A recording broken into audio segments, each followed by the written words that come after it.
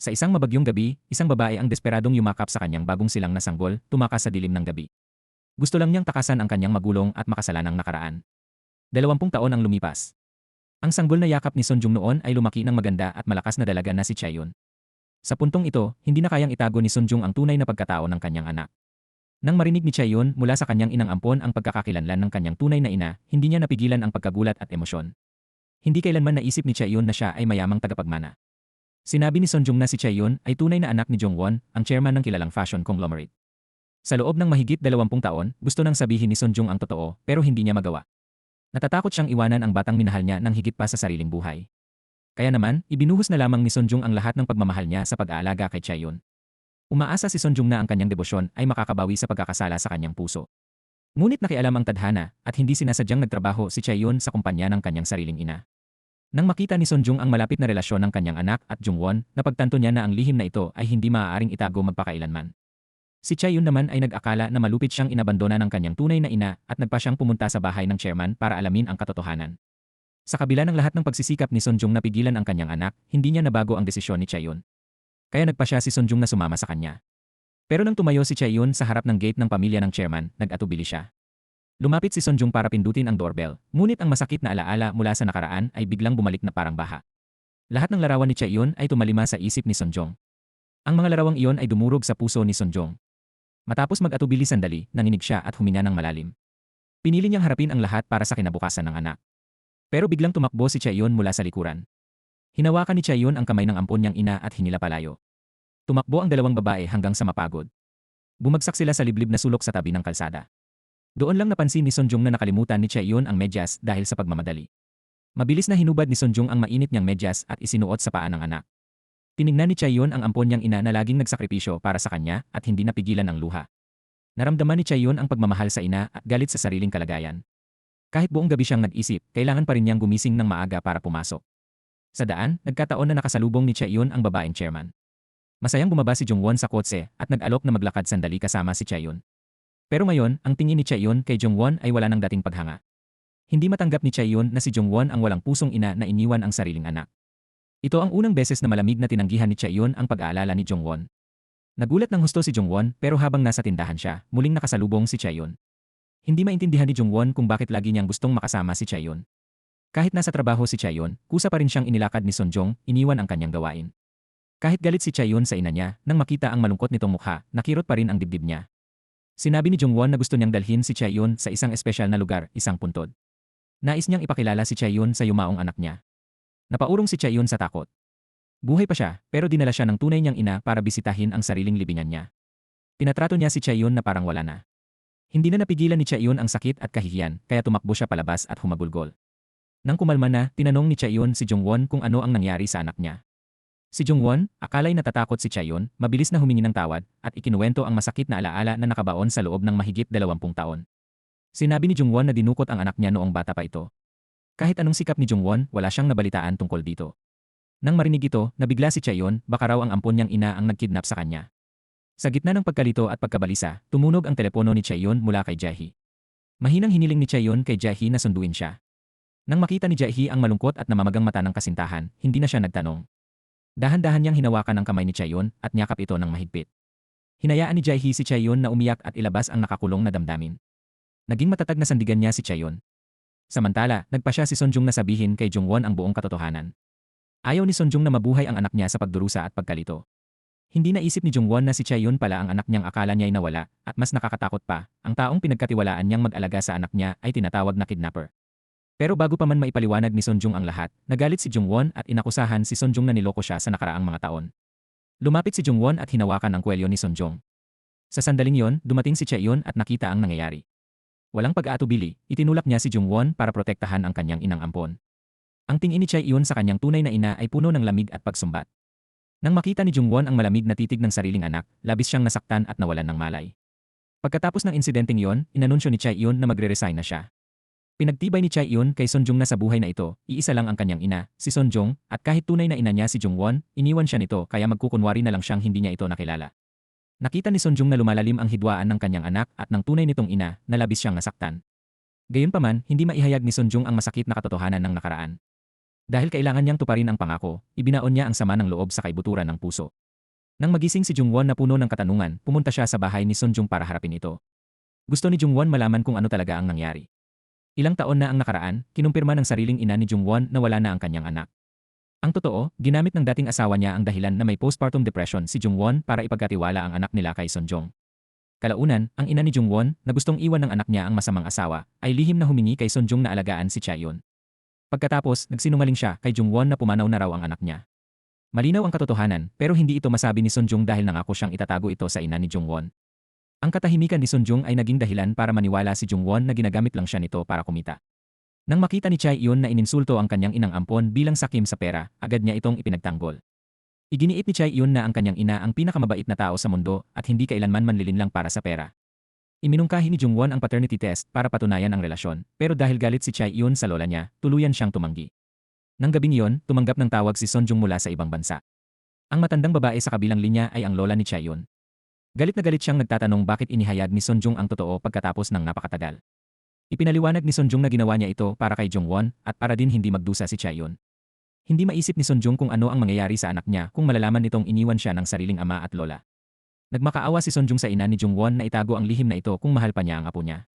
Makalipas ang ilang araw, dinala ni Sunjung ang resulta ng test sa opisina ni Jungwon. Pinatunayan ng resulta na anak ni Jungwon si Chaeyoon, pero malamig na tinanggihan ni Chaeyoon ang tunay niyang ina. Humagulgol si Sunjung nang makita niyang gusto lang ni Chaeyoon na makasama ang inang nagpakahirap magpalaki sa kanya. Wala talagang pakialam si Chaeyoon sa mayamang tunay niyang ina. Pagkalabas ni Chaeyoon sa kwarto, hinarang siya ni Seoha, ang ampon na anak ni Jungwon. Nang malaman ni Seoha na gusto ng kanyang ina na kunin ang tunay niyang anak, natakot siyang mawala ang lahat. Kaya malakas na binalaan ni Seoha si Chaeyoon na huwag nang mangarap na lumipat sa bahay nila. Sinabi ni Seoha na hindi niya hahayaang nakawin ang kanyang ina, pero kalmado lang na sinabi ni Chaeyoon na wala siyang pakialam sa yaman ng pamilya. Mas gusto ni Chaeyoon na manirahan sa mainit at masayang boarding house kasama ang kanyang inang ampon, ang dalawang nakababata niyang kapatid na sina Do-hyun at Ha-dun, at mga mabait na kapitbahay, kaysa sa mga walang pusong mayayaman. Tinanong ni Ha-dun ang ate niya kung balak ba niyang bumalik sa tunay niyang ina. Matatag na sumagot si Chaeyoon na hindi siya aalis kahit saan. Dito na siya mananatili magpakailanman. Matapos mag-resign si Chaeyoon sa kumpanya ng tunay niyang ina, lumipat siya sa architectural firm ni Jae-hee. Kahit hindi pa ganap na okay si Chaeyoon, ang pag-aalaga ni Jae-hee ay nakatulong para bumalik ang ngiti niya. Ang masayang larawan ng dalawa ay napansin ni Seoha, kaya lalo siyang nagselos. Nakaramdam ng lungkot si Seoha dahil hindi lang nanganganib mawala ang ina niya, kundi ninakaw din ni Chaeyoon si Jae-hee, ang lalaking gusto niya. Isang araw, nakatanggap ng tawag si Chaeyoon mula sa isang estranghero. Ang taong ito ay nag-claim na dating business partner ng kanyang ampon na ina. Ang babaeng ito ay nag-express ng simpatsya kay Sunjung, pero masama ang sinabi niya tungkol kay Jungwon. Mabilis na naintindihan ni Chaeyoon ang layunin ng babae, pigilan siyang muling makasama ang tunay niyang ina. Pero hindi pa rin alam ni Chaeyoon kung sino ang nasa likod nito. Sa isang maulan na gabi, pumunta si Jungwon mag-isa sa gate ng Sanwang Apartment Complex. Gustong-gusto ni Jungwon makita ang anak niya, pero wala siyang lakas ng loob na pumasok. Sa loob, hinihikayat ni Sunjung ang anak niya na bumalik sa tunay niyang ina, pero matigas ang pagtutol ni Chaeyoon. Sapat na ang pinagdaanan ni Chaeyoon sa pag-abandona, at ngayon parang gusto pa siyang itulak palayo ng kanyang ampon na ina. Biglang pumasok si Ha-dun para mag-report na may tao sa labas. Agad na lumabas sina Chaeyoon at Sunjung para tingnan. Nakita nila si Jungwon basang-basa sa ulan. Sabik na inanyayahan siya ni Sunjung na pumasok, pero nag-aalala lang si Jungwon sa anak niya. Hinawakan ni Jungwon ang kamay ni Chaeyoon at nakiusap na umuwi na siya sa kanya. Pagkatapos magsalita ni Jungwon, natisod siya at muntik nang mahulog. Mabuti na lang at nasalo siya ni Chaeyoon. Nang makita ni Sunjung ang nag-aalala sa mga mata ng ampon niyang anak, naintindihan niya na may malasakit pa rin si Chaeyoon sa tunay niyang ina. Pero maya-maya, binitawan ni Chaeyoon ang kamay niya. Labis na nalilito si Chaeyoon, nahuli sa pagitan ng dalawang ina. Ayaw niyang masaktan ang sinuman. Hindi rin niya mapapatawad ang sakit ng pag-iwan sa kanya noon. Alam ni Jungwon na hindi siya sasamahan ng anak, kaya tumalikod at naglakad sa ulan, lubhang nalulungkot. Sinubukan ni Chaeyoon na sumunod para ihatid siya. Nang makita ito, mabilis na itinakip ni Jungwon ang payong sa anak. Mas pipiliin pa ni Jungwon na magkasipon kaysa mabasa ang anak. Kinuha ni Chaeyoon ang payong at tinakpan silang dalawa, pero sadyang iniiwasan pa rin ni Chaeyoon ang tingin. Humingi ng paumanhin si Jungwon sa biglang pagpunta. Kahit sinubukan niyang hawakan ng mahigpit ang kamay ng anak, hindi pa rin tumingin si Chaeyoon sa mata ng ina. Nang masaksihan ni Sunjung ang eksena, alam niyang oras na para ibalik si Chaeyoon sa tunay niyang lugar. Sa pag-iisip pa lang na maghihiwalay sila ng anak ay sumasakit na ang puso niya, pero malayo pa ang katapusan ng bagyo. Ang biglang pagdating ng isang lalaki ay lubhang nakakatakot kay Sunjung. Si Pihong pala, ang kasuklam-suklam na dating asawa ni Jungwon. Walang awang iniwan niya ang bagong silang nilang anak kay Sunjung. Binalaan ni Sunjung si Pihong na lumayo kay Chaeyoon dahil hindi siya karapat-dapat na maging ama.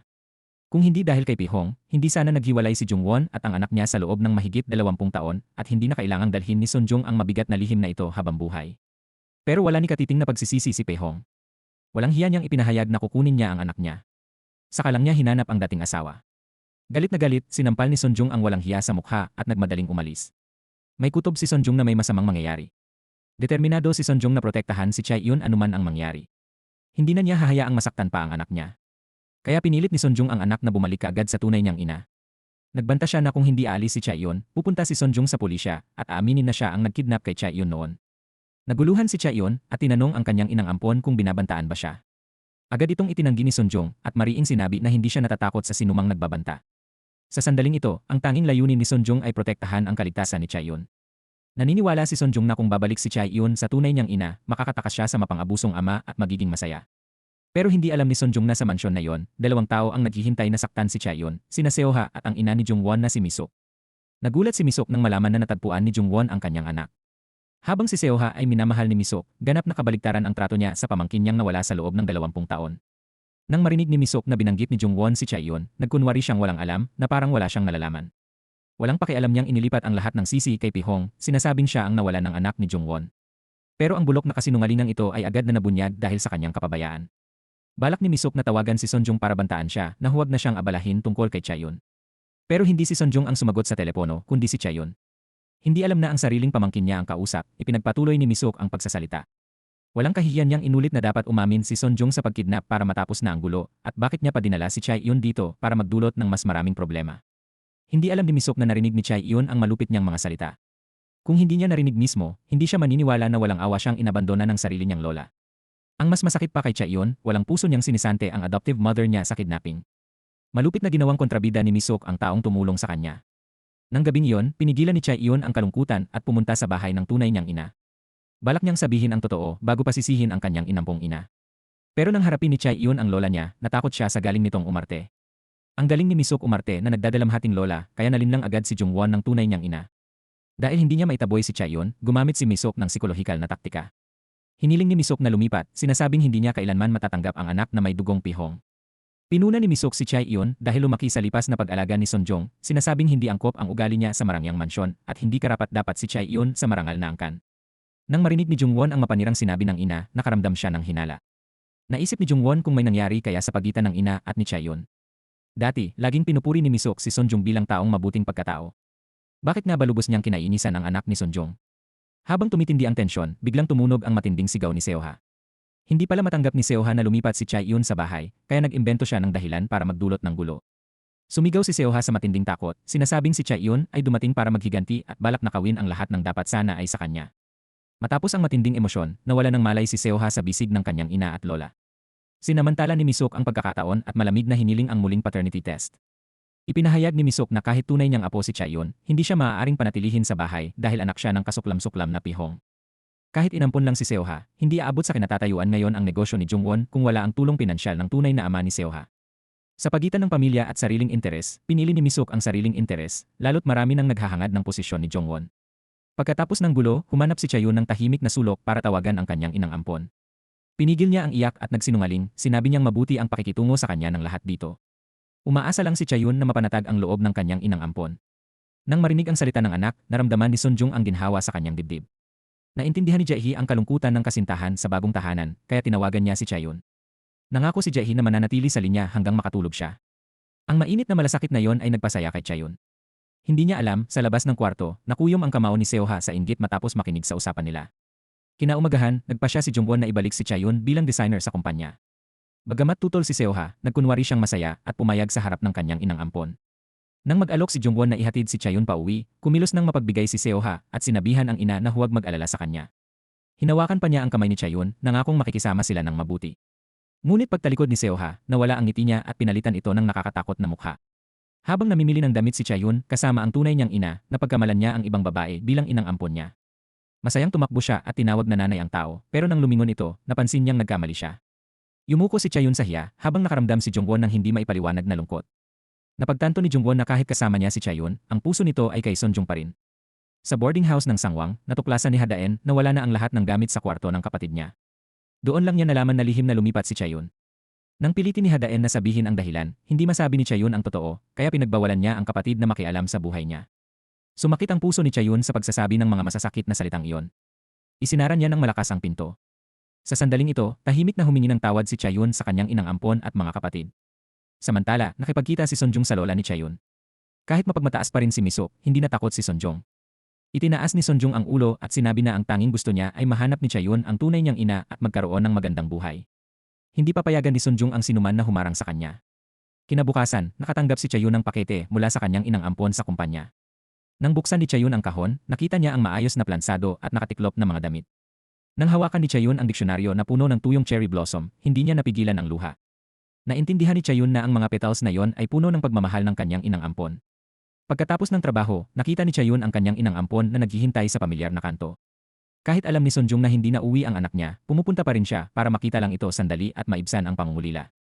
Walang nagsalita sa kanila, nagmadali silang magkayakap. Ibinalik ni Chayun ang Cherry Blossom Dictionary sa kanyang inang ampon dahil alam niyang ito ang pinakamahalaga nitong alaala. Ito ang lucky charm ni Sonjong. Inaliw ni Chayun ang kanyang inang ampon at sinabihan niyang huwag mag-alala sa masasakit na salita ni Misok. Tiniyak ni Chayun na ginawa niya ang lahat dahil ayaw niyang maparatangan ang kanyang inang ampon.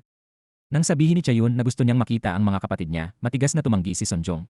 Dahil nagsikap si Chayun para sa komportableng buhay, hindi niya dapat hayaang sirain ng attachment na ito ang kanyang kasalukuyang buhay. Kinabukasan ay unang araw ni Chayun na bumalik sa trabaho bilang anak ng chairman.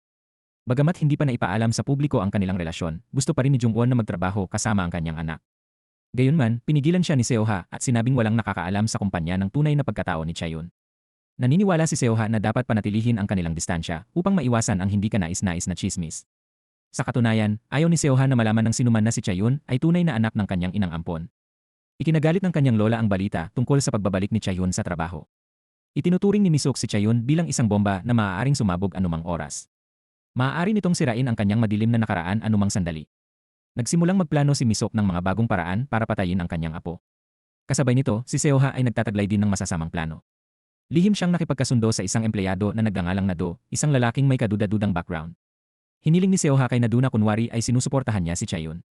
Pagkatapos, maghahanap si Seoha ng paraan para mapabagsak si Chayun.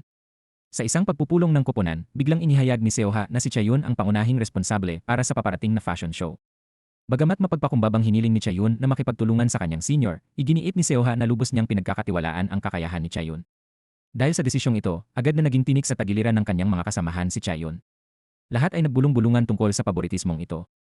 Si Nado lang ang nagsalita para kilalanin ang galing ni Chayun. Kumilos siya ayon sa plano ni Seoha. Para sa bagong proyekto, kailangan ni Chayun mag-overtime hanggang hating gabi. Nagdala si Jae ng romantikong hapunan para sa kanyang kasintahan. Kapag kasama ang boyfriend niya, doon lang komportable si Chayun. Hinihikayat ni Jae si Chayun pero nakita ito ni Seoha. Hindi niya matanggap ang katotohanan ito. Hindi maintindihan ni Seoha kung bakit hindi siya ang pinili ni Jae.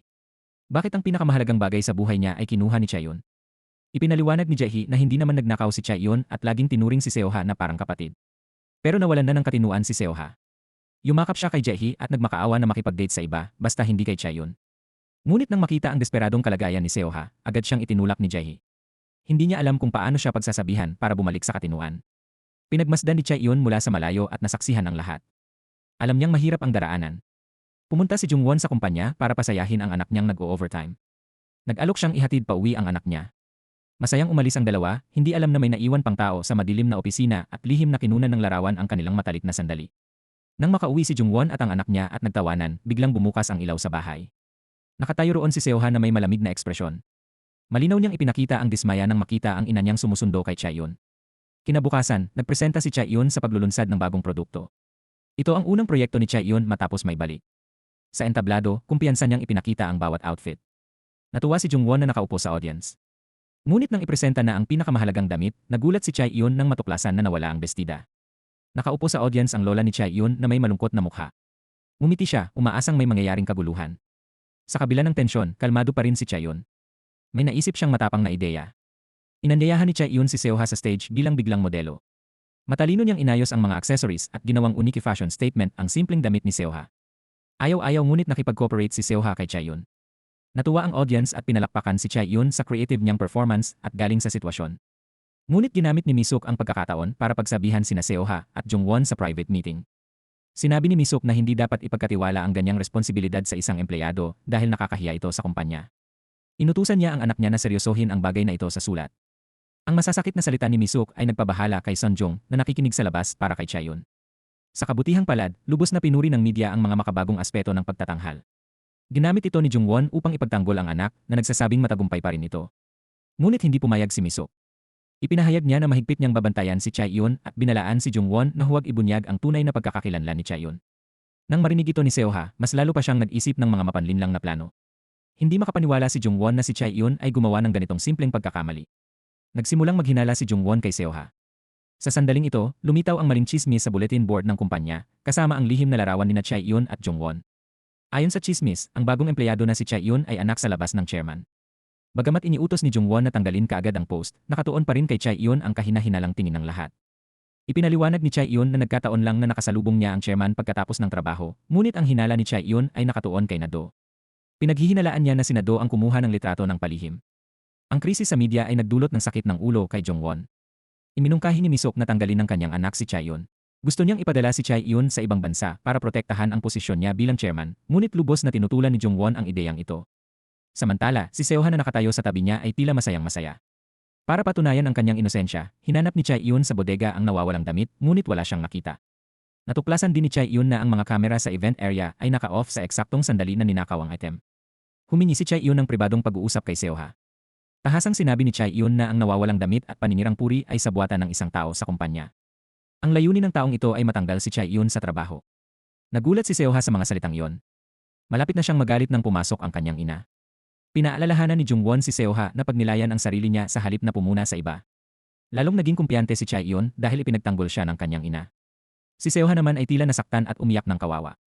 Nang umalis si Seoha, tinanong ni Jungwon si Chaeyoon kung paano niya ito haharapin kung si Seoha nga ang may kasalanan. Mahigpit na sumagot si Chaeyoon na wala siyang ebidensya, ngunit hindi niya patatawarin ang taong sumira sa kanyang reputasyon, kahit alam niyang bitag iyon. Sa sandaling iyon, biglang bumalik ang masakit na alaala ni Jungwon. Nang umiyak ng malakas ang anak ni Jungwon, nalumbay siya at nagtago sa sulok. Pumasok si Misuk, kinarga ang sanggol at iniabot kay Sunjong. Kakaiba, pagdating kay Sunjong, tumigil si Chaeyoon sa pag-iyak at mumiti. Ang anghel ng ngiting iyon ay tumunaw sa puso ni Sunjong, ngunit iyon din ang simula ng trahedyang tumagal ng 2 dekada. Ngayong bumalik na si Jungwon, pakiramdam niya ay wala siyang magawa dahil nasaksihan niya ang pagdurusa ng anak at hindi niya ito matulungan. Sa wakas, nalaman na ni Chaeyoon ang ugat ng trahedya sa buhay niya. Dahil malupit at walang puso ang ama niya, nagdusa ang ina niya sa matinding postpartum depression. Dahil galit na galit si Misuk sa manugang niya, walang awang iniwan niya ang sariling apo. 20 taon na ring hindi alam ni Jungwon ang katotohanan ito.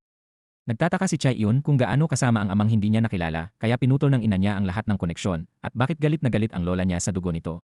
Samantala, nakatanggap si Sunjung ng mga nagbabantang mensahe mula kay Misuk. Pinaghihinalaan ni Misuk na si Sunjung ang nagbunyag ng impormasyon tungkol sa kanyang anak sa labas online. Tinanong ni Misuk si Sunjung at binalaan siyang umalis at iwi agad si Chaeyoon sa apartment. Naintindihan ni Sunjung na hindi niya kayang protektahan mag-isa ang anak niya laban kay Misuk, kaya tinawagan niya si Jungwon. Ikinuwento ni Sunjung ang pagtanggi ni Misuk kay Chaeyoon at ang walang tigil nitong panggigipit sa kanya. Sinabi rin niya na hindi na niya kayang tiisin ang paghihirap ni Chaeyoon. Agad na hinarap ni Jungwon ang ina niya para linawin ang sitwasyon. Tinanong ni Jungwon kung bakit nagpadala ito ng nagbabantang mensahe kay Sunjung, ngunit umiwas si Misuk sa tanong. Nag-aalala lang siya kung ibinunyag ba ni Sunjung ang katotohanan noon. Nang pilitin ni Jungwon ang kanyang ina tungkol sa lihim nila ni Sunjung, binigyang katwiran ng ina niya na ginagawa niya lang ito para protektahan ang kapayapaan ng pamilya. Para kay Misuk, ang dugo ni Pihong ay nadungisan at hindi dapat umiiral. Ang pagsilang ni Chaeyoon ay nagdulot lang ng pagdurusa sa lahat. Samantala, lihim na nag-apply si Pihong ng trabaho sa construction site ni Jaehee, umaasang makakalapit sa kanyang anak. Ginamit ni Pihong ang pagsisiyasat ni Jaehee sa tunay na ama ni Chaeyoon at lihim niyang pinalitan ang larawan niya sa file ng larawan ng ibang lalaki na may mas mabait na mukha. Takot na masaktan ang kasintahan, itinago ni Jaehee ang katotohanang nakulong ang ama nito. Nang hawakan ni Chaeyoon ang peking larawan, umaasa pa rin siya na mabuti ang kanyang ama at ang galit ng pamilya ng ina niya ay malaking pagkakamali lang. Naniniwala si Pihong na panahon na para ipakita ng kanyang ama ang sarili. Tinawagan niya si Jungwon kaya nanginig ito sa galit. Labis na hinanakit ni Jungwon ang lalaking naghiwalay sa kanya at sa anak niya sa loob ng mahigit 20 taon. Sumigaw siya sa telepono at binalaan ang dating asawa na huwag saktan si Chaeyoon. Ngunit walang kahiyang hiniling ni Pihong na bawiin ang anak at sinabi na nilapitan na niya si Chaeyoon at namimiss daw niya ang asawa at anak.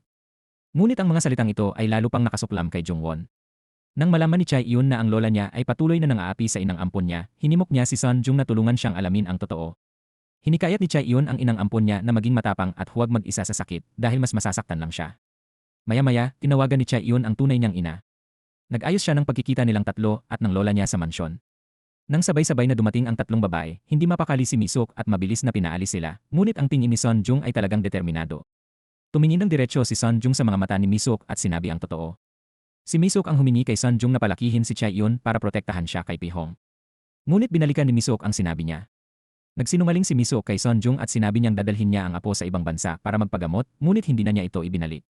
Dito napagtanto ni Jungwon na ang sarili niyang ina ang may kasalanan sa paghihiwalay nila ng anak niya. Napaiyak si Jungwon, labis na nasaktan dahil 20 taon siyang niloko ng kanyang ina. Ngunit sinubukan pa rin ni Misuk na bigyang katwiran ang ginawa niya. Sinabi niyang para sa kalusugan ng anak niya, gusto niyang makatakas si Jungwon sa asawa niya at magsimula ng bagong buhay. Nasaktan si Chae Yun nang marinig ang sinabi ng lola niya. Pinagsabihan ni Chae Yun ang lola niya. Kahit gusto niya ang mabuti para sa anak niya, marami siyang pagkakataong magpaliwanag, ngunit pinili ni Misuk na saktan si Son Jung para lang itago ang pagkakamali niya. Sinabi ni Chae Yun na susubukan niyang unawain ang hirap ni Misuk, ngunit dahil lang ina ng kanyang ina si Misuk. Paglabas sa gate ng mayamang pamilya, naramdaman ni Chae Yun na dayuhan siya. Nandoon na ang tunay niyang ina, ngunit hindi siya makapasok ng lehitimo. Ang layo ng ina at anak ay nananatiling malawak, parang may invisible na pader sa pagitan. Kahit binuksan ni Chae Yun ang puso niya at tinawag na ina si Jungwon, ang daan sa pag-aayos ng relasyon nila ay tila mahaba at mahirap pa rin. Kinabukasan, iminungkahi ni Seoha na gawing personal secretary niya si Do para kay Jungwon, hindi mapagkakatiwalaan si Do, kaya tinanggihan niya ang alok ng ampon niyang anak. Sabi ni Jungwon na kailangan niya pang obserbahan si Chae Yun, ngunit naniniwala si Seoha na sinisiraan siya nito sa likod niya. Kahit binalaan siya ni Chae Yun na masama si Do, bulag na si Seoha dahil sa galit.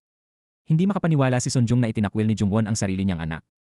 Pagkatapos, nagmadaling humingi ng tawad si Jungwon kay Son Jung at sinabi niyang wala siyang choice kundi protektahan ang posisyon niya bilang chairman. Ngunit ayaw na ni Chae Yun ng kahit anong paliwanag. Gusto na lang niyang tumakas agad. Nagkunwaring inaaliw ni Seoha ang ina niya at sinabi niyang wala ng dahilan ang mga tiyuhin para pabagsakin siya. Sabi niya, pwede pa namang ibunyag ni Jungwon ang tunay na pagkakakilanlan ni Chae Yun kapag kumalma na ang lahat. Ngunit puno na ng pagsisisi at panghihinayang si Jungwon. Pumunta siya mag-isa sa boarding house ng sangwang para humingi ulit ng tawad kay Son Jung. Hindi napigilan ng kapatid ni Son Jung ang galit niya at prangka niyang ipinahayag ang sama ng loob. Tinanong niya si Jungwon kung bakit, matapos magmakaawa kay Son Jung kahapon na ibigay sa kanya ang anak, tinatanggihan niya ito ngayon sa harap ng lahat. Si Chae Yun ang buong buhay ni Son Jung. Si Chae Yun ang batang isinakripisyo ni Son Jung ang kabataan para palakihin, ngunit ngayon ay inabandona na naman. Sinubukan ni Son Jung na pigilan ang kapatid na magsalita pa at sinabi niyang nauunawaan niya ang mahirap na sitwasyon ni Jungwon. Ngunit isa lang ang hiling ni Son Jung na mabuhay si Chae Yun kasama ang tunay niyang ina bilang tunay na anak. Ngunit hindi tumigil si Seoha sa kanyang masamang balak. Patuloy niyang ipinakalat online na si Chae Yun ay anak sa labas, kaya nagkagulo ang publiko. Pagkatapos, sinisi ni Seoha ang lahat kay Pi-hong. Nang marinig ni Jungwon ang balita, galit niyang tinawagan ang dating asawa at gusto niyang malaman kung bakit niya ginawa iyon. Nagulat si Pi-hong nang makita ang 6 na missed calls mula sa dating asawa. Nakaramdam siya ng masamang kutob, lalo na nang makita kung gaano ka-upset ang anak niya. Hindi pa rin alam ni Chae Yun na ang mabait na lalaking laging tumutulong sa kanya ay ang kanyang tunay na ama. Siguro dahil sa dugong mana, nakakaramdam si Chae Yun ng malapit na koneksyon kay Pi-hong. Ngunit nagsimula nang maghinala si Jae-hee. Kinuwestiyon ni Jae-hee si Pi-hong kung bakit gumamit ito ng peking pangalan para lumapit kay Chae Yun. Inamin ni Pi-hong na gusto lang niyang maging malapit sa kanyang anak. Natatakot siya na baka makaapekto sa anak ang kanyang madilim na nakaraan. Binalaan siya ni Jae-hee na huwag gumalaw ng basta-basta. Lahat ng gagawin niya ay dapat aprobahan muna ni Jae-hee. Sa kabilang banda, pinipilit ni Misuk ang kanyang anak. Pinilit niyang paalisin si Chae Yun. Naniniwala si Misuk na kapag nalaman ang kanilang relasyon ng ina at anak, mawawala ang posisyon ni Jungwon bilang chairman. Para palakasin ang kanyang kapangyarihan, itinalaga ni Misuk si Do bilang kanyang personal na sekretarya para maglingkod sa kanya at kay Seoha. Kahit tutol si Jungwon, wala siyang magagawa sa sitwasyon. Hindi makapaniwala si Jungwon na nangangahas na ngayong gamitin ni Seoha ang kanyang lola para pilitin ang kanyang ina na tanggapin ang kanyang kasintahan. Paulit-ulit na binalaan ni Jungwon si Seoha na ang lalaking sina ay hindi dapat baliwalain, ngunit hindi niya pinansin ang babala. Nababalot ng galit ang kanyang pag-isip. Gusto niyang gamitin si Do para pilitin si Chae Yun na umalis sa kumpanya. Matapos hikayatin ng pamangkin, pumayag si Misuk na gawing personal secretary. Si Do pumayag si Misuk hindi lang para kay Seoha, kundi dahil nangako si Do na lulutasin niya ang problema ni Pi-hong. Ngunit hindi naging ayon sa plano ang mga bagay. Hindi inakala ni Misuk na maglakas loob si Pi-hong na lapitan siya. Walang hiya siyang nagpresenta ng business plan na humihingi ng investment mula sa dating biyenan, ngunit hindi man lang ito tiningnan ni Misuk. Itinapon niya ang dokumento sa sahig bilang paghamak. Nang makita ito, binanggit ni Pi-hong ang nakaraan. Noon, nilinlang siya ni Misuk na ang anak niya ay patay na. Pagkatapos, binigyan ni Misuk si Pi-hong ng pera para manahimik at mawala. Tumingin ng masama si Misuk sa lalaking nasa harap niya. Hindi siya makapaniwala na mayroon pa rin itong ebidensya. Kalmadong inilabas ni Pi-hong ang kanyang cellphone at pinatugtog ang recording mula sa cassette tape. Malinaw na naririnig ang boses ni Misuk at ang sarili niyang boses. Inilantad ng recording ang katotohanang gustong itago ni Misok. Kahit galit na galit si Misok, kalmado pa rin si Pihong. Nagbigay siya ng isa pang plano. Ang kondisyon ni Pihong ay kilalanin ni Misok si Chayon bilang tunay niyang apo at suportahan ang proyekto niya para makapagsimula siyang muli. Samantala, nakatanggap si Chayon ng mensahe mula kay Nado. Sinabi nito na ang kanyang ina ay nakikipagkita sa kanyang ama sa cave sa ibaba ng kumpanya. Nagmadali si Chayon sa cave, ngunit nakita lang niya ang kanyang ina na nag-iisa at balisa. Nang sabihin ni Chayon na gusto niyang makita ang kanyang ama, agad na tumanggi si Jongwon. Ikinalungkot ni Jongwon na labis siyang nababagabag dahil kina Pihong at Seoha. Ngayon, si Chayon ay napabalitang anak sa labas ng chairman. Nadagdagan lamang nito ang presyon kay Jongwon. Nang marinig ni Chayon ang reklamo ng kanyang ina, iminungkahi niyang bumalik sa Sangwang apartment complex para gumaan ang loob nito. Tinanong ni Chayon ang kanyang ina kung pwede ba siyang maintindihan kahit minsan lang. Gusto rin niyang tumayo sa tabi ng kanyang ina sa harap ng lahat. Ngunit sa ngayon, ayaw ni Chayon na mabigatan pa ang kanyang ina dahil sa kanya. Matapos kumalma si Jongwon, nakipagkita siya kay Sonjung para ipaalam ang balak ni Chayon na bumalik sa bahay. Inamin ni Jongwon na ang pagpaparehistro ng paninirahan ni Chayon ay nahaharap sa napakaraming hadlang dahil ang pamilya niya at ang opinyon ng publiko ay naglalagay ng presyon sa kanya. Nang marinig ito, labis na nadismaya si Songjung. Hindi niya inakala na ang muling pagkikita ni Chayon sa kanyang tunay na ina ay magiging ganito kahirap. Habang nag-impake si Songjung at ang kanyang anak ng kanilang mga gamit, nag-isip si Chayon kung tama ba ang kanyang desisyon. Nauunawaan ni Songjung na ginagawa ito ng kanyang anak dahil sa pagsasaalang-alang sa kanyang tunay na ina. Napagtanto ni Songjung na ito lamang ang solusyon sa mga sandaling ito. Sa gayon lamang makakahanap ng kapayapaan ng lahat. Ang pag-alis ni Chayon ay nagdulot ng guilt kay Jongwon, ngunit magandang balita ito para kay Sewa. Masaya niyang tinawagan si Nado para sabihin ang balita, ngunit walang sumagot dahil brutal siyang binubugbog ng isang lalaki. Ang lalaking iyon ay si Pihong. Natuklasan ni Pihong na si Nado ang nagpadala ng mga anonymous email sa pamunuan ng kumpanya. Binalak ni Nado na paratangan si Pihong upang saktan siya. Umuwol si Pihong ng babala kay Nado na huwag nang isipin pang saktan ang kanyang anak, ngunit si Nado ay hindi basta-basta natatakot. Sarkastikong sinabi niya na pareho silang hindi mabubuting tao ni na Pihong at Jae, at hindi rin sila nag-iwan ng magandang impresyon kay Chayon. Ang pahayag na iyon ay lalong nagpainit ng ulo ni Pihong. Kumuha siya ng dakot na dumi mula sa sahig at inihagis ito sa mukha ni Nado. Hinawakan ni Nado ang kamay ni Pihong at nagbanta na ito na ang huling beses na magtitiis siya sa ganitong kahihiyan. Kung maglalakas loob ulit si Pihong na sampalin siya, hindi na siya magpipigil at maghihiganti kaagad. Kahit puno ng paghihirap ang paglalakbay ni Chayon para hanapin ang kanyang tunay na ina, ang kanyang love life naman ay sobrang smooth. Naawa si Jae sa kanyang kasintahan na laging naiipit sa dalawang ina. Marami ng pinagdaanan at paghihirap si Chayon. Gusto ni Jae na bumuo ng tunay na pamilya para kay Chayon upang hindi na siya mamuhay ng ganito. Naalala ni Chayon ang mga matamis na alaala ng nakaraan. Hindi niya napigilan ang kanyang nararamdaman. Nang taos pusong nag-propose si Jae kay Chayon, masayang tumango siya. Gusto ni Jae na bumuo ng pamilya kasama si Chayon na hinahangaan ng lahat. Ang balita ng proposal ni Jae kay Chayon ay nagulat si Sewa. Sumulong si Sewa upang sampalin si Chayon, ngunit pinigilan ni Jae ang kamay niya. Kinabahan si Jae at tinanong kung okay lang si Chayon. Binaliwala lang ni Jae si Seo. Galit na tinanong ni Seo si Jae kung bakit pinili si Chayon, gayong alam naman niya ang nararamdaman niya. Tahasang sinabi ni Jae na kapatid lamang ang turing niya kay Sewa at may guilt siya na hindi niya masusuklian ang feelings nito. Ngayon, ang selos at pagmamay-ari ay nagbago kay Sewa at naging nakakatakot na siya. Nagpa siya si Seo na bigyan si Jae ng hindi malilimutang regalo. Humingi ng tulong si Seo sa kanyang lola.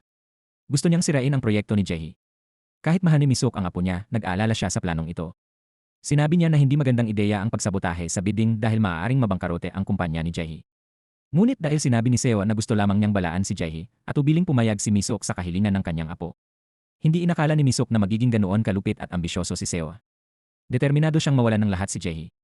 Nangako si Nado na tiyakin ang tagumpay ng plano, ngunit bilang kapalit, pagkatapos magtagumpay, gusto niyang tanggapin ni Seo ang damdamin niya. Mula roon, nagsimula ang isang relasyon na batay sa kapwa kapakinabangan. Kinabukasan, nakipagkita si Misok sa dati niyang manugang. Dahil alam niya ang kahinaan ng sakim niyang manugang, nag-alok si Misok ng kaakit-akit na deal. Sinabihan niya si Pihong na nakawin ang bidding project na siguradong mananalo si Jae. Bilang kapalit, mamumuhunan si Misok kay Pihong at patatawarin niya ito sa paggamit ng recording para bantaan siya. Si Pihong, nasabik magtagumpay upang patunayan ang sarili sa anak niyang babae, ay agad pumayag ng walang tanong. Samantala, natapos na ang internship ni Chayon. Inutusan ni Seo ang kanyang ina na pumili mula sa listahan ng mga permanenteng empleyado. Ipinaalala niya ang mga chismis ng paboritismo na kumakalat pa rin sa kumpanya. Ang mga salita ni Sewa ay parang karayom na tumatagos sa puso ni Jongwon. Matapos mag-isip, nagpa siya si Jongwon na alisin ang pangalan ni Chaehyun sa listahan upang maiwasan ang kontrobersya. Hindi maintindihan ni Chaehyun kung bakit nabigo ang lahat ng pagsisikap niya dahil sa mga walang basehang chismis. Iminungkahi ni Jongwon na ipadala ang anak niya sa ibang bansa para mag-aral bilang kabayaran. Ngunit para kay Chaehyun, ang alok ay parang sampal na may kasamang matamis na gantimpala. Sinabi niyang kung ganito pa rin, mas gugustuhin niyang hindi na siya kilalanin bilang anak ng chairman. Sinabi ni Chaeyoon sa kasintahan niya na gusto niyang mag-resign, ngunit alam ni Jae-hee na hindi iyon totoo. Hinimok niya itong magtiyaga at gamitin ang kakayahan niya upang patunayan na siya ay isang malakas na babae na nakatagumpay sa maraming pagsubok. Naghanda silang dalawa para sa mahalagang bidding kinabukasan. Ang nakababatang kapatid ni Chaeyoon ay nagpaplanong magsimula ng negosyo sa pagbebenta ng second-hand food trucks. Nangako si Chaeyoon na pupunta at inspeksyonin ang truck kasama si Do-hyun. Sa hindi inaasahan, ang kinatawan ng nagbebenta ay si Pi-hong. Nang malaman niyang si Do-hyun ang ampon na kapatid ni Chaeyoon, agad siyang umiwas. Habang paalis na si Pi-hong, naabutan niya si Chaeyoon. Natakot si Pi-hong at tumakbo. Pero sa kasamaang palad, nadapa si Chaeyoon kaya napilitan siyang tumigil. Tinanong ni Chaeyoon kung bakit kailangan pang magsinungaling ni Pi-hong. Ito ba ang tunay na ugali ni Pi-hong, kaya iniwan niya si Chaeyoon noon na naging dahilan ng depresyon ng kanyang ina at ng pagkakakulong niya. Sumigaw si Chaeyoon sa sakit at sinabihan si Pi-hong na umalis sa buhay niya dahil hindi niya kailangan ng ganong ama. Yumuko si Pi-hong sa kahihiyan, hindi niya kayang tumingin sa mata ng anak. Nangako si Pi-hong na magbabago at magiging amang maipagmamalaki. Pagkatapos ay malungkot siyang umalis. Nang dumating si Pi-hong sa lugar ng pagpirma, natuklasan niyang ang proyektong pinanakaw niya para kay Misuk ay ang buong buhay na pinaghirapan ni Jae-hee, ngunit huli na ang lahat. Hindi sinasadya ni Pi-hong na sirain ang kinabukasan ng manugang. Bumalik si Jae-hee sa kumpanya na wasak na. Lahat ng pinaghirapan niya ay naging wala dahil ninakaw ang proyekto sa huling sandali. Ang mga nagpapautang, nang marinig ang kabiguan ng proyekto, ay dumagsa upang hingin ang kanilang pera. Nangako si Jae-hee na maghahanap ng paraan para bayaran ang utang, ngunit hindi sila nakinig. Agad na winasak ng mga nagpapautang ang opisina at iniwan itong parang guho. Sa isang iglap, nawala ang lahat ng pinaghirapan ni Jae-hee. Nakatayo sa labas si Nodu, malamig na pinagmamasdan ang lahat. Masaya siya na natapos na ang kanyang misyon. Tuwang-tuwa si Misuk na natulungan niyang mailabas ni Seo-ah ang kanyang galit, ngunit natakot si Seo-ah nang malaman na ang kasosyo ni Jae-hee ay nangutang sa napakataas na interes. Dahil dito, mas seryoso ang kahihinatnan kaysa sa inakala niya. Sa sandaling iyon, nakaramdam ng pagsisisi si Seo-ah. Nang pumasok si Chaeyoon sa opisina, nagulat siya sa pagkawasak. Maya-maya, tinawagan ni Do si Chaeyoon at sinabi na ang taong nanakit kay Jae-hee ay si Pi-hong. Kasabay nito, pumunta rin si Pi-hong kay Misuk upang humingi ng hustisya. Nagtagumpay si Misuk dahil perpekto ang kanyang plano. Hindi lamang siya naghiganti para kay Seo-ah, pinahiya pa niya si Pi-hong sa harap ng anak nito. Sinabi ni Misuk na hindi niya kailanman itinuturing na apo si Chaeyoon dahil anak siya ng isang mamang na tulad ni Pi-hong. Tanging si Seo-ah lamang ang karapat-dapat na maging apo niya dahil si Seo-ah ang cash cow ng pamilya. Galit na binanggit ni Pi-hong ang nakaraan, kung hindi niya nakilala ang ama ni Seo-ah, ang pamilya ay matagal nang nawasak dahil sa depresyon ni Jong-won. Napagtanto ni Pi-hong na hindi mababago ng damdamin ang isip ni Misuk, kaya mas lalo siyang naging matigas ang paninindigan. Nagbanta si Pi-hong na ilalabas ang recording ng maling gawain ni Misuk kung hindi niya ibabalik ang kontrata kay Jae-hee kinabukasan. Pinaghihinalaan ni Chaeyoon na si Seo-ah ang nasa likod nito, ngunit itinanggi ito ni Seo-ah. Sinabi pa niya, nang may galit, na ito ay simula pa lamang ng mga kasawian ni Chaeyoon dahil kinuha niya ang lahat mula kay Seo-ah. Nang malaman nito, napuno ng pagsisisi si Pi-hong. Ipinangako niya kay Jae-hee na gagawin niya ang lahat upang ibalik ang nawala. Ngunit nag-alala lamang si Jae-hee na baka gumawa na naman ng kahangalan si Pi-hong na magdudulot ng mas matinding sakit kay Chaeyoon. Kinaumagahan, pumunta si Jae-hee sa bahay ni Jong-won upang makiusap kay Seo-ah na kausapin ang lola nito para iligtas ang sitwasyon. Ang pagbagsak ng proyektong ito ay hindi lamang nakaapekto kay Jae-hee, pati ang maraming kumpanyang kaanib niya ay nasa krisis. Nagulat din si Jong-won nang malaman na ginamit ng kanyang ina ang dati niyang asawa upang gumawa ng mga kasuklam-suklam na bagay. Tinanong ni Jong-won si Seo-ah kung may kinalaman siya rito, ngunit agad itong itinanggi ni Seo-ah at tumakas. Upang mailigtas si Jae-hee, wala nang choice si Chaeyoon kundi magpakumbaba at makiusap sa kanyang lola. Malamig na sinabi ni Misuk ang kanyang kondisyon, kung gusto ni Chaeyoon na tulungan ng lola niya si Jae-hee, kailangan niyang paalisin si Pi-hong sa buhay nila magpakailanman. Tinanggap ni Chaeyoon ang malupit na kahilingan. Salamat sa ayos ni Misuk, nagkita muli si Chaeyoon at ang kanyang ama. Tuwang-tuwa na ipinagmalaki ni Pi-hong sa anak niya na may dalawa siyang malalaking proyekto sa kanyang mga kamay. Sinabi niya na kung mamumuhunan si Misuk sa dalawang proyektong iyon, mabubuhay ang kumpanya ni Jae-hee. Pinanood ni Chaeyoon sa kalungkutan habang ang kanyang ama ay patuloy na nalulunod sa sariling ilusyon. Malamig niyang hiniling na mawala ito sa buhay niya at huwag nang muling humarap sa kanyang lola. Nangako ang kanyang lola na kung magtagumpay si Chaeyoon, ibabalik niya ang lahat kay Jae-hee. Ngunit ang mga pakiusap ng kanyang anak ay hindi nakaimpluwensya sa malupit na ugali ni Pi-hong. Naniniwala pa rin siya na magtatagumpay siya at malulutas ang lahat. Sa pagkadismaya, iniwan ni Chaeyoon ang stuffed toy sa mesa at tumalikod upang umalis. Pagkalabas niya ng pinto, kinuha niya ang kanyang telepono, balak tumawag sa pulis upang arestuhin ang kanyang ama dahil sa pandaraya. Ngunit nanginig ang kanyang mga daliri at hindi siya nagdial. Bumalik si Chaeyoon, balak mag-alok ng huling pakiusap sa kanyang ama, ngunit nakita niya ang mga pulis na nagposas at inilalayo na ito. Kinuha niya ang stuffed toy na may natitirang init ng kanyang ama. Isang alimpuyo ng damdamin ang umiikot sa loob niya. Tinawagan ni Chaeyoon ang kanyang lola upang sabihin na naaresto ang kanyang ama. Nakiusap siya sa lola niya na iligtas ang kumpanya ni Jae-hee, ngunit malamig na tumanggi agad si Misuk. Sinabi niya na kailangan muna niyang pag-isipan kung makakatulong o makakapinsala sa kanya ang pag-aresto kay Pihong bago siya magdesisyon. Yun pala, hindi si Chaeyoon ang nag-report kay Pihong sa pulis, kundi ang kanyang ina. Ayaw ni Jungwon na malinlang muli ng ama ang kanyang anak. Umaasa rin siya na sa kulungan ay magbabalik loob si Pihong. Sa presinto, sumigaw si Pihong na wala siyang kasalanan, ngunit walang naniwala sa kanya. Gusto lamang niyang makita si Jae-hee. Kahit ipinaalala ng pulis kay Pihong na maaaring magsampa ng kaso si Jae-hee laban sa kanya, patuloy pa rin siyang nakiusap kay Jae-hee na iligtas siya. Nakiusap si Pihong kay Jae-hee na isipin si Chaeyoon at tulungan siyang makaiwas sa parusa, sinasabi na siya rin ay isang biktima. Tiningnan ni Jae-hee ang kaawa-awang lalaki sa harap niya at malamig na nagtanong, akala ba talaga ni Pihong na may karapatan siyang maging ama? Alam ba niya kung gaano naghirap si Chaeyoon dahil sa kanya? Kahit sinabi niya ang mga nakasasakit na salitang ito, lihim na tinawagan ni Jae-hee ang kumpanyang nagdemanda kay Pihong upang hingin ang mas magaang parusa. Labis na nalito ang damdamin ni Chaeyoon nang malaman niya ito. Kaka-engage pa lamang nila ni Jae-hee nang mabangkarote ang kumpanya nito dahil sa kanyang tunay na ama. Pagkatapos, nakahanap si Jae-hee ng trabaho sa isang malayong probinsya. Nagpasya siyang pansamantalang umalis upang muling itayo ang kanyang karera. Ayaw niyang makaramdam ng pagkakasala si Chaeyoon tuwing nakikita siya nito. Noong araw na umalis si Jae-hee, hindi nangahas si Chaeyoon na hilingin sa kanya na manatili.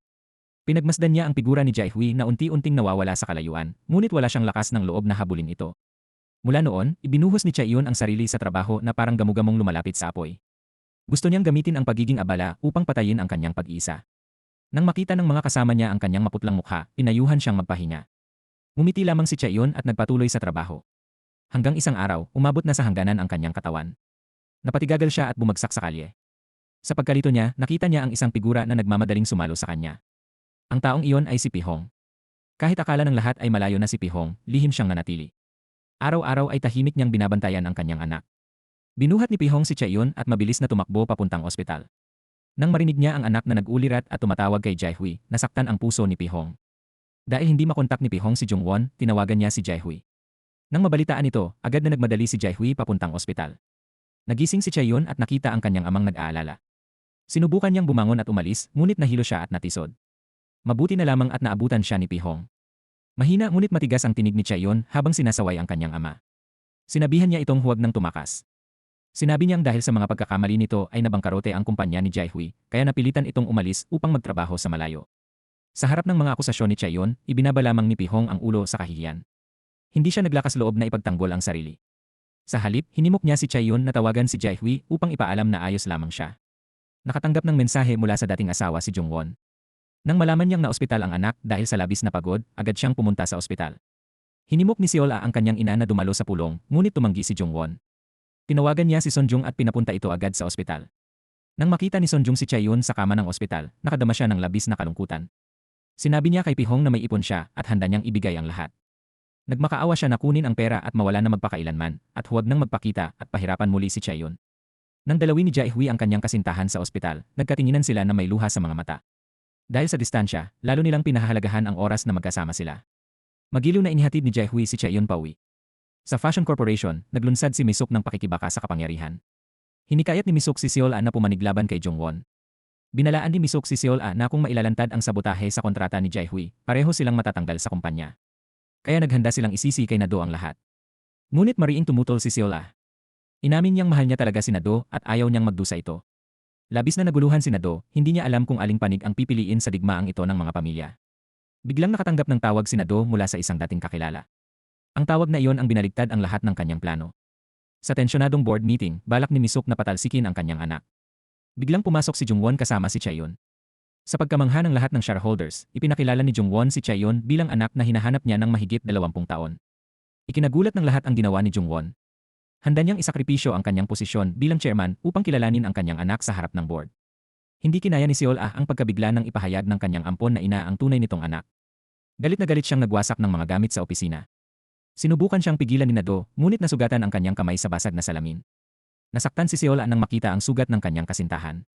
Agad siyang nagpropose ng kasal kay Nado upang makatakas sa kontrol ng kanyang ina. Agad namang pumayag si Nado at ipinahayag na siya ang magiging manugang ng korporasyon. Samantala, nakatanggap ng masamang balita si Misuk. Hindi lamang inihayag ni Jungwon ang kanyang anak sa lahat, tinanggal din niya si Misuk sa kanyang posisyon sa kumpanya.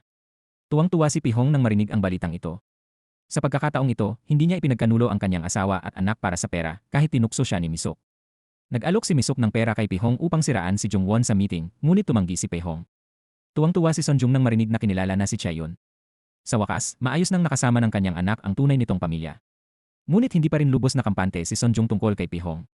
Hindi inaasahan, kusang lumapit si Pihong kay Sonjung upang humingi ng tawad. Sa pagkakataong ito, tunay na nagsisisi siya. Ngunit hindi pa rin mapatawad ni Chaeyoon ang malubhang pagkakamali ng kanyang ama. Pinalayas niya ito kahit pinigilan pa siya ng kanyang ampon na ina.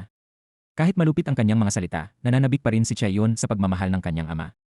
Tinawag ni Jungwon si Seoha para umuwi. Napagtanto ni Jungwon na masyado siyang naging walang pakialam sa kanyang ampon at nais niyang bumawi. Nangako si Jungwon na muling pag-iisipan ang relasyon ni Seoha kay Na-do. Unti-unting bumitaw si Seoha sa kanyang sama ng loob dahil sa pagbabago ng kanyang ina. Sa wakas ay naganap na ang kasal ni Chaeyoon at Jaehee. Masayang binati sila ng lahat. Lihim lamang na pinanood ni Pihong ang kaligayahan ng kanyang anak mula sa malayo. Lihim niyang pinunasan ang luha at palihim na sumingit sa mga tao para kumuha ng litrato. Habang nag-enjoy sina Chaeyoon at ang kanyang asawa sa honeymoon, sina Misuk, Seoha, at Na-do ay humaharap sa legal na parusa. Blackmail si Na-do ni Professor Kim dahil alam nito ang madilim na lihim ni Na-do. Nagboluntaryo si Seoha na bayaran ang pera para kay Na-do, ngunit nahiya siyang tanggapin ang tulong niya. Inamin ni Na-do na noong una ay nilapitan niya si Seoha para lamang sa pera, ngunit ngayon ay totoo na ang pagmamahal niya. Bumalik si Misuk sa kanyang bayan upang mamuhay ng tahimik matapos siyang matanggal sa posisyon. Ang mga dating nasaktan ni Misuk lamang ang nagpaalam sa kanya. Emosyonal na hinawakan ni Misuk ang kamay ni Chaeyoon. Sa unang pagkakataon, ipinakita ni Misuk ang tunay na damdamin ng isang lola. Hiniling niya kay Jaehee na alagaan ng mabuti si Chaeyoon. Kinabukasan, nagkita sina Jaehee at Pihong. Nagbukas na si Pihong ng maliit na tailor shop malapit sa boarding house ng Sanwang. Ginawa ito ni Pihong upang manatiling malapit sa kanyang anak. Hiniling ni Pihong sa kanyang manugang na huwag itong sabihin. Gusto niyang patunayan ang kanyang pagbabago sa pamamagitan ng gawa. Hindi nagtagal, humingi ng tulong si Na-do kay Pihong. Gusto ni Na-do na harapin si Professor Kim. Si Pihong, na may matuwid na puso, ay kumilos. Nagtipon siya ng ebidensya laban kay Professor Kim, kaya ito ay naaresto. Tinulungan ni Pihong si Na-do na makaiwas sa panganib. Nang makita ni Chaeyoon ang pamilyar na maingat na tinahi na stuffed animal sa glass case, agad niya itong nakilala bilang gawa ng tailor shop ng kanyang ama. Nakatayo siya sa pintuan, ngunit wala pa rin siyang lakas ng loob na pumasok. Lihim na tinulungan ni Jaehee ang kanyang biyanan na ayusin ang tumutulong bubong at tahimik namang pinadalhan siya ni Chaeyoon ng jacket na may banayad na pagsaway. Ang tahimik na pag-aalaga na ito ay nagpainit sa puso ni Pihong dahil naunawaan niya na unti-unti na siyang pinatatawad ng kanyang anak. Matapos malutas ni Na-do ang kanyang mga problema sa nakaraan, nag-propose siya kay Seoha at tinanggap ito ni Jungwon. Ngunit ang kagalakan ay laging panandalian. Bagamat naaresto si Professor Kim, nagawa pa rin niyang utusan ang kanyang mga tauhan na maghiganti. Nagpadala sila ng mga dokumento tungkol sa madilim na nakaraan ni Na-do kay Jungwon. Nang mabasa ni Jungwon ang mga dokumento, galit na galit siya. Inihagis niya ang mga file sa mukha ni Na-do at pinalayas ito. Lumuhod si Na-do at nagmakaawa kay Jungwon. Hindi niya itinanggi ang kanyang nakaraan, ngunit iginiit niyang nagbago na siya. Inutusan ni Professor Kim ang kanyang mga tauhan na sagasaan si Na-do bilang paghihiganti. Nang marinig ni Pihong ang balita, agad niyang binalaan si Na-do. Sa sandaling iyon, nakita niya si Chaeyoon na tumatawid sa kabilang kalsada. Papunta ito sa kanya. Nawalan ng kontrol ang kotse at mabilis na tumungo kay Chaeyoon. Walang pag-aatubili, tumalon si Pihong at itinulak ang kanyang anak sa lupa habang siya mismo ang tinamaan ng husto. Sa kanyang pagkahilo habang papunta sa ospital, narinig ni Pihong na tinawag siya ni Chaeyoon na tatay. Umiti siya ng masaya. Naramdaman ni Pihong na kahit mamatay siya ngayon ay wala siyang pagsisisi dahil sa huli ay nagawa niyang protektahan ang kanyang anak bilang tunay na ama. Sa ospital, sinabi ng doktor na kailangan agad ni Pihong ng dugo, ngunit wala ng stock ang blood bank ng kanyang blood type. Walang pag-aalinlangan, inayos ni Chaeyoon ang kanyang manggas. Iginiit niya na pareho sila ng blood type ni Pihong. Nakiusap si Chaeyoon sa mga doktor na kunin ang kanyang dugo upang mailigtas ang kanyang ama. Dumadaloy ang dugo mula kay Chaeyoon patungo sa kanyang ama, parang sagradong bigkis ng kamag-anak na matagal nang naputol. Nadama ni Na-do ang pagkakasala dahil hindi tuwirang sanhi siya ng aksidente ni Pihong, kaya nagpasya siyang aminin ang kanyang mga krimen noon. Nag-iwan si Na-do ng liham ng pamamaalam kay Seoha, umaasang makakahanap siya ng bagong kaligayahan. Ngunit determinado pa ring naghintay si Seoha sa lalaking mahal niya. Mabuti na lamang at gumaling si Pihong mula sa kritikal na kalagayan at nagising sa mapagmahal na yakap ni Chaeyoon. Pabirong sinabi niya na sa wakas ay may nagawa siyang kapaki-pakinabang. Nang makalabas na ng ospital si Pihong, tinanggap siyang bumalik sa boarding house ng Sanwang. Ipinagkatiwala rin ni Jungwon kay Pihong ang processing division ng kumpanya at binigyan siya ng pagkakataong muling buuin ang kanyang buhay. Binili ng ama ni Jaehee ang buong Sanwang apartment complex at binigyan si Son Jung ng permanenteng karapatan sa pamamahala. Iminungkahi rin niya na mag-ambag ang lahat ng kapital upang maging kumay-ari na ginagawang tunay na tahanan ng pamilya ang lugar. Isang taon ang lumipas, masayang umuwi sina Chaeyoon at Jaehee kasama ang kanilang panganay. Si Son Jung ay naging manunulat at sumikat sa kanyang libro tungkol sa kwento ng kanyang pamilya. Nagtipon ang lahat sa hardin ng Sanwang habang humihip ang mga talulot ng cherry blossom sa hangin. Ang mga kulay rosas na talulot ay lumutang sa hangin, nagdadala ng pag-asa para sa maliwanag at masayang kinabukasan ng lahat ng nagdusa. Sa ibang lugar, pinalaya si Nado mula sa bilangguan, nakangiti habang niyayakap ang bagong buhay. Hinihintay ni Seoha ang pagbabalik ng kanyang mahal. Sa wakas, ang kontrabida ay nagbayad ng presyo at ang mabubuting tao ay nakahanap ng kaligayahan. At dito nagtatapos ang ating serye. Maraming salamat sa panonood, hanggang sa muli.